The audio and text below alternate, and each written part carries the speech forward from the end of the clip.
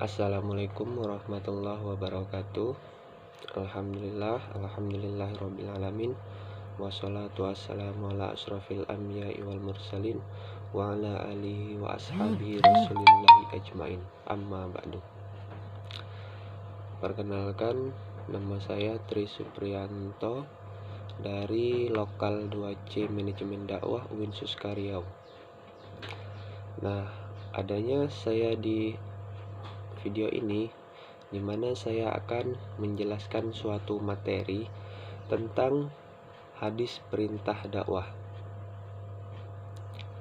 Nah, sebelum kita memasuki apa itu hadis perintah dakwah, alangkah baiknya kita mengetahui apa sih pengertian dakwah itu.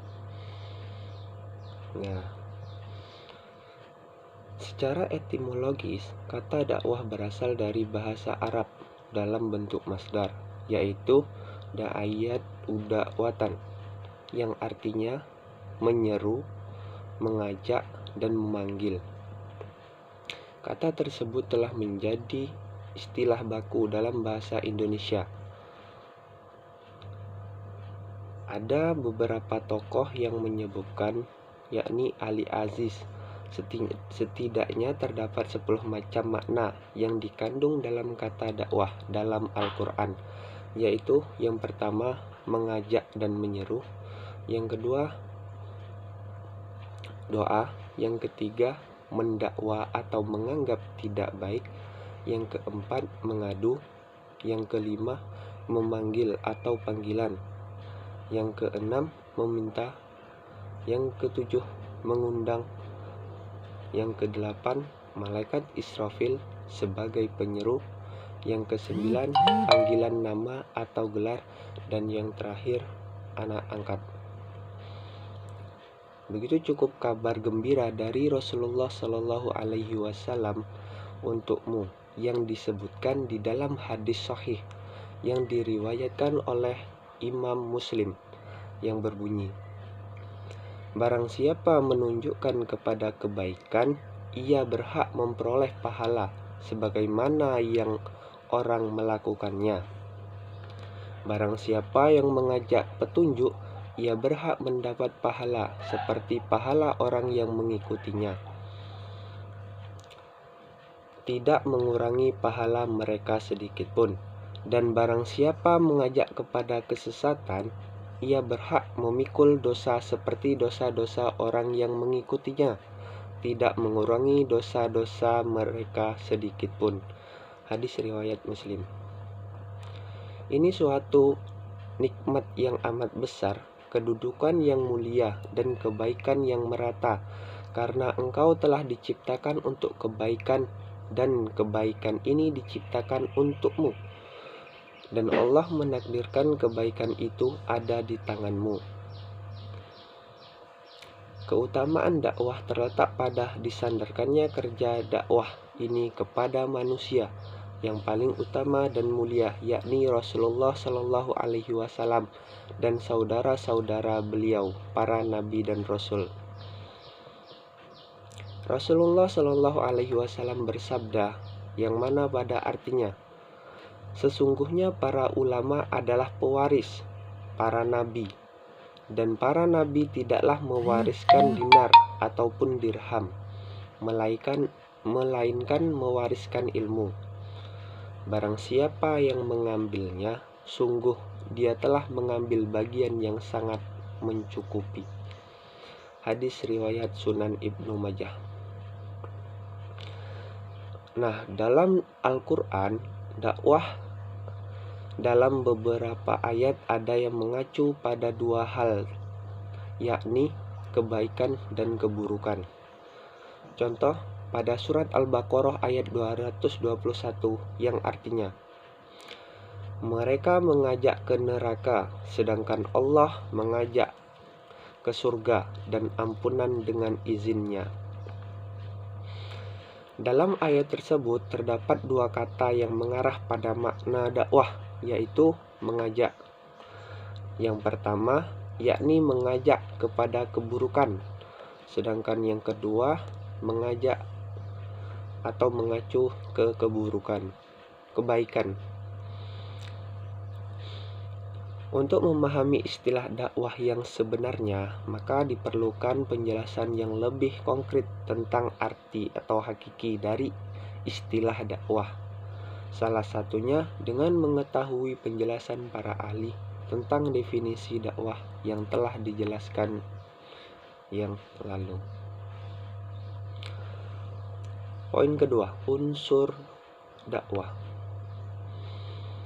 Dengan adanya ilmu dakwah, aktivitas dakwah yang semula hanya mengandalkan kemampuan pendakwah menjadi lebih mudah untuk dipelajari, sehingga perkembangan dakwah dapat melaju cepat untuk mengimbangi perkembangan zaman yang sangat pesat.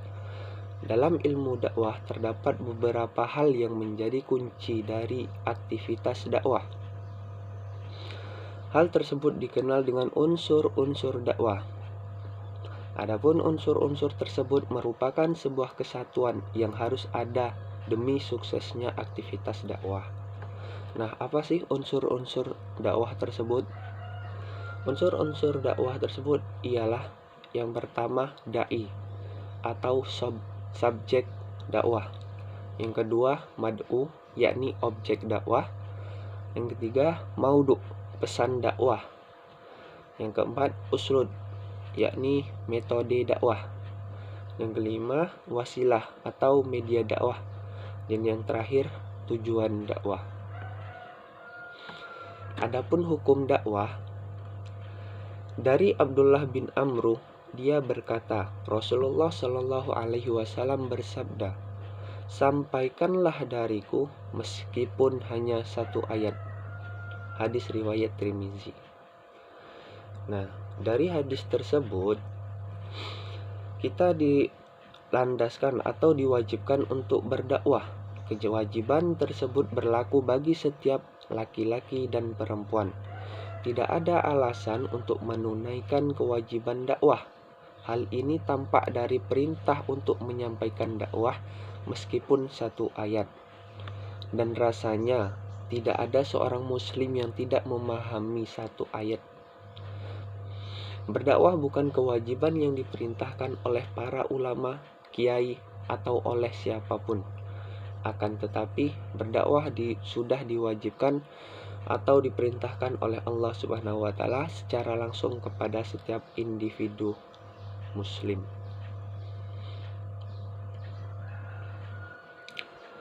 Dakwah merupakan bukti ketaatan seorang muslim dalam menyebarkan ajaran Islam. Berdakwah tidak hanya sekedar menyampaikan ceramah di depan khalayak ramai, walau hanya sepatah kata sebagai kebaikan yang disampaikan, itu termasuk dalam berdakwah. Dengan berbagai kemudahan dan teknologi saat ini, berdakwah menjadi jauh lebih fleksibel dan efisien. Sebagai seorang muslim, hendaklah kita selalu berdakwah, menyebarkan firman Allah. Sudah seharusnya dakwah menjadi tujuan hidup manusia di dunia. Sebagaimana firman Allah Subhanahu wa taala. A'udzu billahi minasy syaithanir rajim. Bismillahirrahmanirrahim. Wa man ahsanu qawlan min da'a ilallahi wa amila shalihan wa qala inni minal muslimin. Shadaqallahul azim. Yang artinya, dan siapakah yang lebih baik perkataannya daripada orang yang menyeru kepada Allah dan mengerjakan kebajikan dan berkata, sesungguhnya aku termasuk orang-orang muslim yang berserah diri. Dari Anas ibnu Malik berkata, Rasulullah Shallallahu Alaihi Wasallam bersabda, sesungguhnya orang yang menunjukkan kepada kebaikan, maka baginya pahala, seperti orang yang melakukan kebaikan itu. Hadis riwayat At-Tirmizi. Hadis hasan sahih.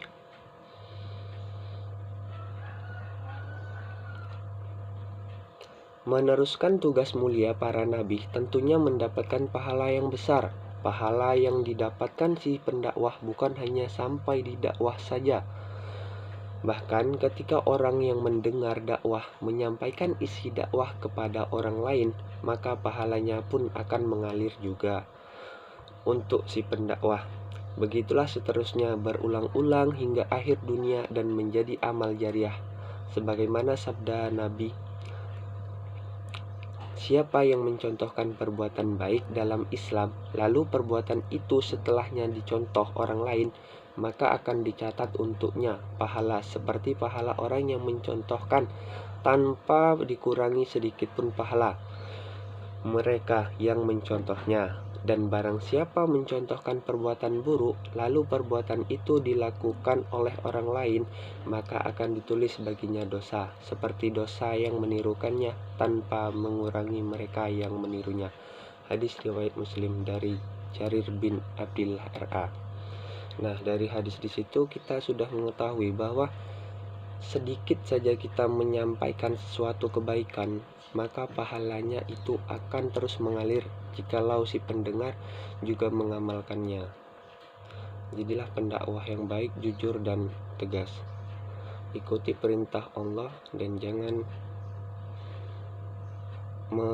melaksanakan larangannya, atau larangan-larangan yang sudah ditentukan jangan dilakukan. Mungkin sekian dari saya, lebih kurangnya mohon maaf. Wabillahi taufiq wal hidayah. Wassalamualaikum warahmatullahi wabarakatuh.